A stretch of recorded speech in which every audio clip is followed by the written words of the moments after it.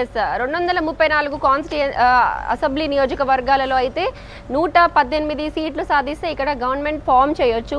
ఇప్పటికే విజయ్ 105 వరకు ఉన్నాడు. 14 రౌండ్ల వరకు కూడా కౌంటింగ్ అనేది జరగాల్సి ఉంది. ఇప్పటి వరకు 6 రౌండ్ల వద్దనే ఉన్నాము.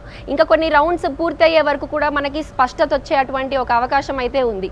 అయితే విజయ్ ప్రీ పోలే కావచ్చు లేదా పోస్ట్ పోలే కావచ్చు, ఎగ్జిట్ పోల్స్ తర్వాత కూడా కావచ్చు, ఏ పార్టీతోటి జతకెట్టేటువంటి ఆలోచనలో కూడా అని తెలుస్తోంది మనకి. ముందు నుంచి కూడా బీజేపీ ఐడియాలజీకి ఆయన కాస్త దూరంగా ఉన్నాడు. ఆయనది ప్రత్యేకమైనటువంటి మేనిఫెస్టో, ప్రత్యేకమైనటువంటి ఐడియాలజీతో, అలాగే ప్రత్యేకమైన ఆయనకంటూ ఒక సపరేట్ అయినటువంటి ఒక ఫ్యాన్ బేస్ లేదా క్యాడర్తో ఆయన ముందుకు వెళ్తున్నట్టు మనం చూస్తున్నాము. సో ఇప్పుడు కూడా మరికొన్ని రౌండ్స్ పూర్తి అయ్యే వరకు కూడా టీవీకేనే ముందంజలో ఉంటుంది అనే ఒక నమ్మకం అయితే టీవీకే పార్టీలో ప్రస్తుతం నెలకొంది.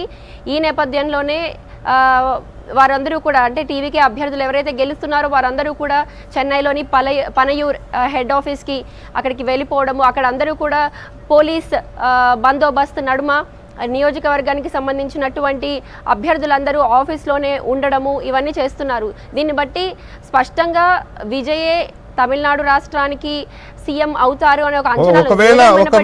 ఒకవేళ సీట్లు తగ్గితే, ఒకవేళ ఆయనకి సీట్లు 5వ 10వ తగ్గితే ఏ పార్టీతో చేతులు కట్టే అవకాశం ఉంది? అన్నా డిఎంకేతోనా? రైట్, అన్నా డిఎంకే కానివ్వండి, డిఎంకే కానివ్వండి, ఎట్టి పరిస్థితుల్లో ఆయన ఎవరితో కలిసేటువంటి అవకాశం లేదు. ఇవి రీజనల్ పార్టీస్, ఇవి మేజర్ పార్టీస్ తమిళనాడు వ్యాప్తంగా కనుక చూసుకుంటే. అయితే 2 రోజుల క్రితం ఎప్పుడైతే ఎగ్జిట్ పోల్స్ వచ్చాయో కాంగ్రెస్ ఏదైతే ఉందో డిఎంకేతో చీలికలు ఉన్నటువంటి వార్తలు వస్తూనే ఉన్నాయి. డిఎంకేతో కొంచెం విభేదాలు ఉన్నటువంటి కాంగ్రెస్ కూడా ఇటు టీవీకేతో కలిసేందుకు ఆశ చూపిస్తుంది. అయితే కాంగ్రెస్కి ఎన్ని సీట్లు సాధిస్తాయి, ఆ నెంబర్ అనేది రీచ్ అవుతుందా అనేది ఒక ప్రశ్న. ఇక మరో కొన్ని రీజనల్ పార్టీస్ వీసీకే కావచ్చు, లేదా ఎండిఎంకే కావచ్చు, లేదా పిఎంకే కావచ్చు, ఇక్కడ ఉన్నటువంటి రీజనల్ పార్టీస్ కూడా ఎంతో కీలకమని చెప్పొచ్చు. పట్టాలి మక్కల్ కచ్చి అన్బుమణి రామదాసే కావచ్చు, లేదా విడుదలై చిరుత కచ్చి అంటారు ఇక్కడ. ఆయన కూడా ఇండిపెండెంట్ పార్టీ. అది పార్టీ కూడా గత 3 సార్లు కూడా ఎన్నికల్లో గెలుస్తూ తమ వంతు సీట్లు అయితే సాధిస్తూ వచ్చారు. వాళ్ళు కూడా కలిసేటువంటి అవకాశం ఉంది.